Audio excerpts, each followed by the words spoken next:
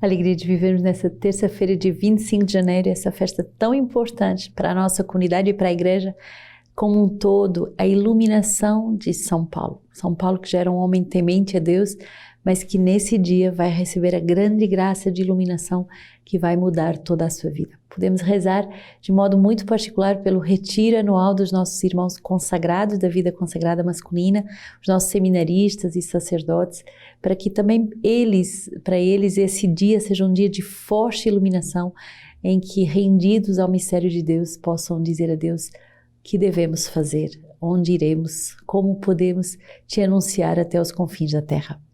Hoje celebramos também esse dom do nosso livro de vida no número 44 sobre a celebração dominical. A celebração dominical é o ponto de partida e o ponto culminante do primeiro dia da semana, dia consagrado à ressurreição do Senhor e à espera da sua vinda. Particularmente, essa celebração deve ser vivida fielmente e solenizada.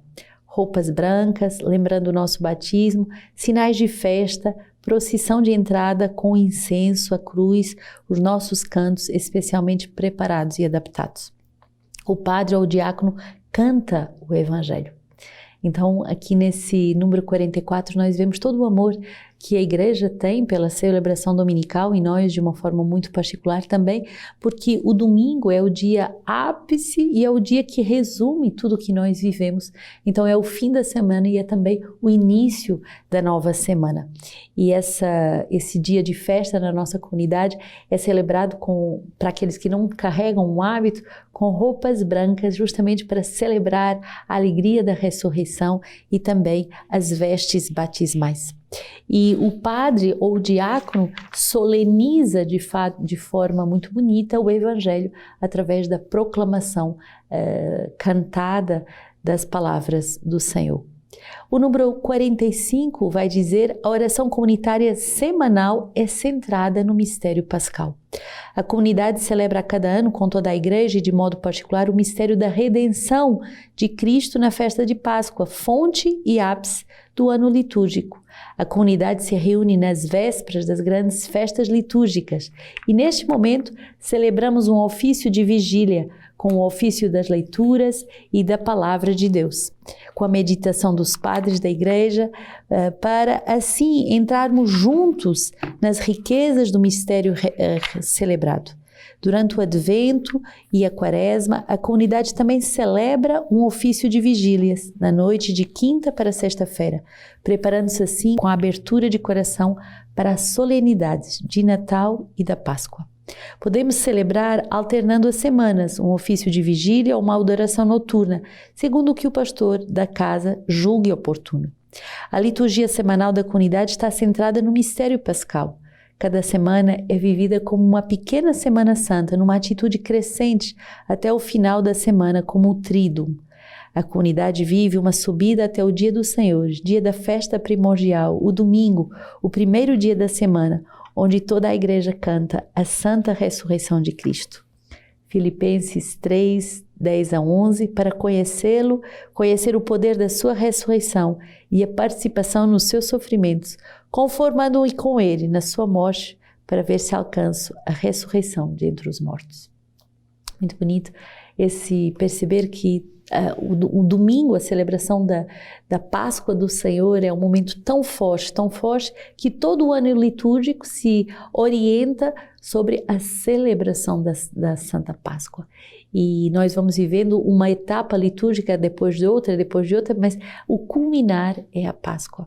E também na nossa semana, cada semana é vivida com esse ritmo pascal, em que nós vivemos uma semana santa, buscando viver de modo muito particular esse tríduo da quinta-feira, sexta-feira, sábado santo, para nos levar até o domingo da ressurreição. Então, cada semana a comunidade Sementes do Verbo é chamada a viver como que uma semana santa, em que ela celebra bem o tom de cada dia, em que ela vive bem a graça própria de cada dia. Isso para quê? Como diz a palavra de Filipenses 3, para conhecê-lo, mas conhecê-lo em todos os seus aspectos, conhecê-lo no poder da sua ressurreição, isso todos queremos, mas para isso devemos aceitar participar nos seus sofrimentos, conformando-me com ele na sua morte, para ver se alcanço a ressurreição de entre os mortos. Então, aceitemos fazer essa passagem, essa Páscoa, de querer não só a ressurreição, mas aceitar participar nos sofrimentos de Cristo, aceitar também passar por momentos de conformidade ao seu mistério, passando por mortes, pequenas mortes ou grandes mortes, até alcançarmos a ressurreição dentre os mortos. Atos 22, 3 a 16 é dado-nos hoje como essa leitura em que São Paulo vai nos mostrar como isso aconteceu na sua própria vida. E hoje o diácono Jorge, na sua mensagem sobre o tema do ano, esse ano da responsabilidade, esse ano em que celebramos o dom livre das nossas vidas, já que ninguém nos tira a nossa vida, mas somos nós que a doamos livremente, ele diz assim: o papel dos pastores, tal como dos evangelizadores, consiste hoje em educar para a liberdade. Educar para a liberdade. Então, somos chamados a verdadeiramente trabalharmos essa grandeza que é o mistério da liberdade, mas uma liberdade, vamos ver agora com São Paulo, que escuta, que se deixa iluminar e que por isso se rende à vontade de Deus com toda a liberdade. Atos 22 e Atos 9 são as duas passagens que hoje nos são propostas e vamos ver que elas são bonitas, elas são complementares e que revelam o mesmo mistério. Eu sou judeu, nasci em Tarso da Sicília, mas criei-me nesta cidade, educado aos pés de Gamaliel na observância exata da lei dos nossos pais, cheio de zelo por Deus, como vós todos no dia de hoje.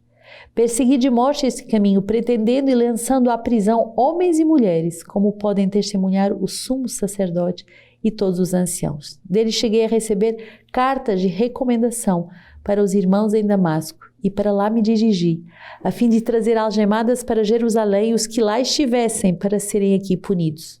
Ora, aconteceu que, estando eu a caminho e aproximando-me de Damasco, de repente, por volta do meio-dia, uma grande luz vinda do céu brilhou ao redor de mim. Caí ao chão e ouvi uma voz que me dizia: Saul, Saul, por que me persegues? E eu respondi: quem é, Senhor? E ele me disse: eu sou Jesus, o Nazareu, e quem tu estás perseguindo. E os que estavam comigo viram a luz, mas não escutaram a voz de quem falava comigo. E eu prossegui: que farei, Senhor? E o Senhor me disse: levanta-te e anda em Damasco, lá te dirão tudo o que te é ordenado fazer. Como eu não enxergasse mais por causa do fulgor daquela luz, cheguei a Damasco, levado pela mão dos que estavam comigo. Certo Ananias, homem piedoso, segundo a lei, de quem davam bom testemunho todos os judeus da cidade, veio ter comigo. De pé diante de mim, disse-me: Saul, meu irmão, recobra a vista. E na mesma hora pude vê-lo. E ele me disse então: o Deus dos nossos pais te predestinou para conheceres a sua vontade, veres o justo, ouvires a voz saída da sua boca, e hás de ser sua testemunha diante de todos os homens do que vistes e ouvistes. E agora, que estás esperando? Recebe o batismo e lava-te dos teus pecados, invocando o seu nome. Essa passagem que mostra esse momento tão bonito da iluminação de São Paulo, e que é como a sua grande iluminação, mas também o seu envio em missão. Paulo vai escutar essa conversão profunda de um coração que agora já não é mais Saulo, mas Paulo, e que vai agora ser enviado a anunciar aquilo que viu e ouviu e anunciá-lo até aos confins da terra. É esse o chamado também que repousa na vida dos nossos irmãos consagrados. Algum momento na nossa vida também fazemos essa experiência de uma forte iluminação. E aí caímos por terra, quer dizer que tudo desaba, todas as nossas certezas, todos os nossos projetos humanos, tudo aquilo que nós tínhamos planejado fazer, tudo isso cai por terra. E nós vemos que Paulo aqui é um homem muito valente, muito decidido, muito cheio daquilo que ele tinha decidido. Ele tinha prendido os cristãos, ele tinha arranjado cartas, ele tinha feito e perseguido e acontecido. Quer dizer que é um homem cheio de vontades e de decisões, mas tudo isso cai por terra no dia em que ele faz um encontro profundo com o Cristo e que se deixa iluminar. Assim também o consagrado. quanto mais voluntarioso, quanto mais decidido, quanto mais cheio de projetos, mais forte deve ser esse encontro e essa iluminação que faz com que finalmente tudo isso caia por terra diante da grande eleição de Deus que repousa na nossa vida. E qual é a grande eleição? Ser predestinado para conhecer a vontade de Deus. Que grande graça de não ser apenas servos de Deus, mas conhecer, isto é, viver uma relação de comunhão, de união tão profunda como um homem e uma mulher, de intimidade tão profunda em que conhecemos a vontade de Deus, mas como se isso não bastasse, somos eleitos para ver o justo, para ouvir a sua voz e também para ser sua testemunha até os confins da terra. Se o mundo conhecesse a alegria, a grandeza que é ser consagrado, muitos mais diriam sim a esse chamado. Por isso, devemos anunciar, devemos proclamar como é bom ser consagrado, porque, tal como São Paulo, podemos dizer a esse mundo e a esses jovens: por que esperas? Por que esperas? Recebe o batismo, lava-te de todos os pecados e invoca o seu nome, para poder também, a partir da experiência que você faz do mistério de Deus, sair proclamando e anunciando. São Paulo vai também contar esse mesmo episódio em Atos 9, de 1 a 22, e ele diz assim: Saulo, respirando ainda ameaças de morte contra os discípulos do Senhor, dirigiu-se ao sumo sacerdote. Foi pedir cartas para a sinagoga de Damasco, a fim de poder trazer para Jerusalém presos os que lá encontrasse pertencendo ao caminho, quer homens, quer mulheres. Estando ele em viagem, aproximando-se de Damasco, subitamente uma luz vinda do céu o envolveu de claridade.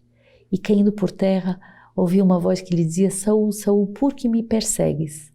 Ele perguntou: quem é, Senhor? E a resposta: eu sou Jesus, quem tu estás perseguindo. Mas levanta-te, entra na cidade e lá te dirão o que deves fazer. Os homens que com ele viajavam detiveram-se, emudecidos de espanto, ouvindo a voz, mas não vendo ninguém. Saulo ergueu-se do chão, mas embora tivesse os olhos abertos, não via nada.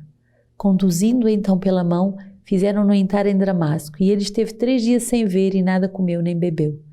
Ora, havia em Damasco um discípulo chamado Ananias. O Senhor disse em visão: Ananias, e ele respondeu: estou aqui, Senhor.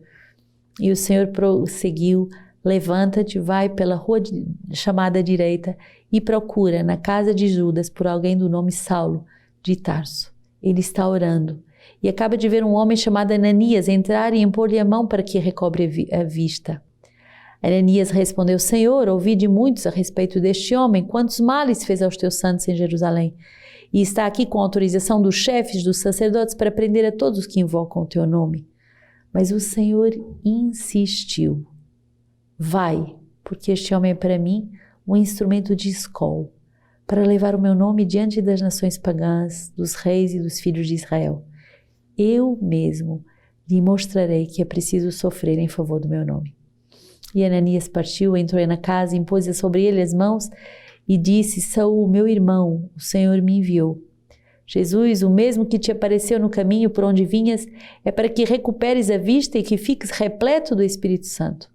Logo lhe caíram dos olhos como umas escamas, recobrou a vista, recebeu então o batismo e tendo tomado alimento, sentiu-se reconfortado.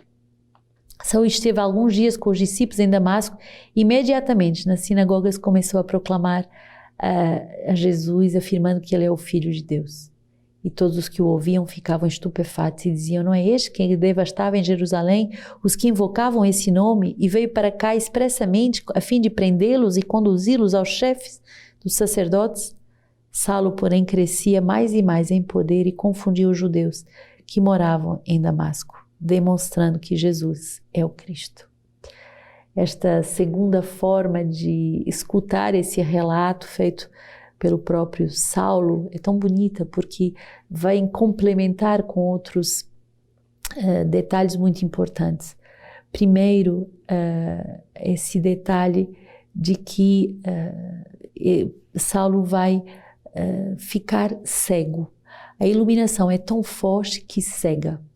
Há momentos em que o chamado de Deus é tão forte que nos cega e a pessoa não vê mais nada, não entende mais nada, não enxerga mais nada, não é capaz de se guiar sozinho. E esse recito do livro dos Atos vai nos mostrar que a vida espiritual é uma vida de se deixar acompanhar. Vai e um outro te dirá o que deves fazer. O se deixar acompanhar para adentrar no mistério de uma vocação é decisivo. Se você tentar viver sozinho a tua vocação, nas noites pelas quais tu vais passar, nos momentos de fortes iluminações e também em que tudo parece desabar, você não vai dar conta. E é bonito também de ver que Deus prepara aqueles que devem te ajudar. Ananias vai ser esse homem que vai pedir o batismo no Espírito, que vai acompanhar Saulo nesse momento tão importante e decisivo da sua vocação, mas ele mesmo tinha medo de se confrontar com esse homem de quem se diziam tantas coisas. Jesus vai preparar o coração de Saulo para acolher Ananias e vai preparar com a graça de estado de acompanhador, de instrumento de Deus para a vida de Saulo, vai preparar o coração de Ananias. E é bonito porque o próprio Jesus vai lhe dizer: eu vou me usar de ti, Ananias, porque este homem é para mim um instrumento de escolha para levar o meu nome às nações pagãs. É misterioso. Jesus poderia ter escolhido Ananias, podia ter escolhido um homem justo, mas justamente Jesus vai escolher alguém que o persegue, alguém que o fere, alguém que o machuca, alguém que ataca os seus e a igreja para justamente se servir dele para o anúncio do Evangelho. E há um detalhe muito bonito nesta passagem: eu mesmo lhe mostrarei tudo o que ele deve sofrer por causa de mim. A escolha de Deus é uma escolha de felicidade, é uma escolha de uma grande nobreza, é uma escolha de uma grande, do que nos deixa perplexos, por que Deus me escolheu, e ao mesmo tempo é uma escolha de aceitarmos sofrimentos por causa do Senhor. Por isso, talvez que se entenda que tenham poucos que aceitem esse caminho dessa porta estreita. E subitamente Saulo recebe esta iluminação forte de Deus, mas também imediatamente ele se põe a anunciar. Então que nós, através desse bom retiro da vida consagrada masculina, sejamos subitamente iluminados, e você que vive um pouquinho dessa graça através da Lexio Divina, que essa graça da iluminação forte que Saulo hoje vive e que por isso é dada a toda a igreja, venha aos nossos corações e que imediatamente nós possamos começá-lo a servir. Salmo 116, louvai ao Senhor todas as nações, glorificai-o todos os povos, pois o seu amor é forte para nós e a sua verdade dura para sempre. Muito bonito esse salmo tão curto, mas que mostra a fortaleza do amor por cada um de nós, a sua eleição gratuita e esse amor que é forte e capaz de nos salvar. Marcos 16, 15 a 18, Jesus se manifestou aos 12 discípulos e disse-lhes: ide por todo o mundo e proclamai o Evangelho a toda a criatura. Aquele que crer e for salvo, o que não crer será condenado. Estes são os sinais que acompanham os que tiverem crido. Em meu nome expulsarão demônios, falarão em novas línguas, pegarão em serpentes e se beberem algum veneno mortífero, nada sofrerão. Imporão as mãos sobre os enfermos e estes ficarão curados. Muito bonito essa graça da unção de Deus, do batismo de Deus, da graça de salvação de Deus, que faz com que não só eu viva essa graça para mim, mas depois eu recebo esse mandato: ide por todo o mundo e proclamai o Evangelho a toda a criatura. Toda a comunidade de Sementes do Verbo é chamada a viver essa palavra, mas de modo muito particular os nossos irmãos consagrados, consagrados ao Verbo, consagrados à palavra, consagrados a esse anúncio. E a promessa que é dada é uma promessa de autoridade.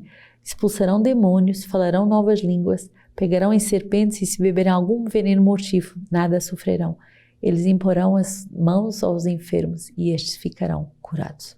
Vamos participar nos sofrimentos de Cristo, mas vamos também participar nas maravilhas de Cristo, e as nossas vidas de consagrado podem testemunhar como é bom ser consagrado à palavra, como é bom poder ser consagrado às maravilhas de Deus e ser testemunha de tantos milagres na vida de tantas pessoas. São João Crisóstomo, hoje na sua homilia, ele, século IV, um bispo, vai falar que por amor a Cristo, Paulo tudo suportou. E ele diz assim: sejam dadas graças a Deus que nos faz sempre triunfar. Por isso, Paulo corria ao encontro das humilhações e das ofensas que suportava por causa da pregação, com mais entusiasmo do que nós quando nos apressamos a alcançar o prazer das honrarias. Aspirava mais pela morte do que nós pela vida. Paulo ansiava mais pela pobreza do que nós pelas riquezas. Paulo desejava muito mais o trabalho sem descanso do que nós o descanso depois do trabalho. Uma só coisa o amedrontava e o fazia temer: ofender a Deus. E uma única coisa desejava: agradar a Deus. Considerava como brinquedo de crianças os 1000 suplícios e os tormentos e a própria morte, desde que pudesse sofrer alguma coisa por Cristo. Que São Paulo nos dê essa coragem, essa audácia, essa fortaleza, essa têmpera de mártires, essa têmpera dos apóstolos, essa têmpera daqueles que se deixam iluminar e por isso se tornam evangelizadores até os confins da terra.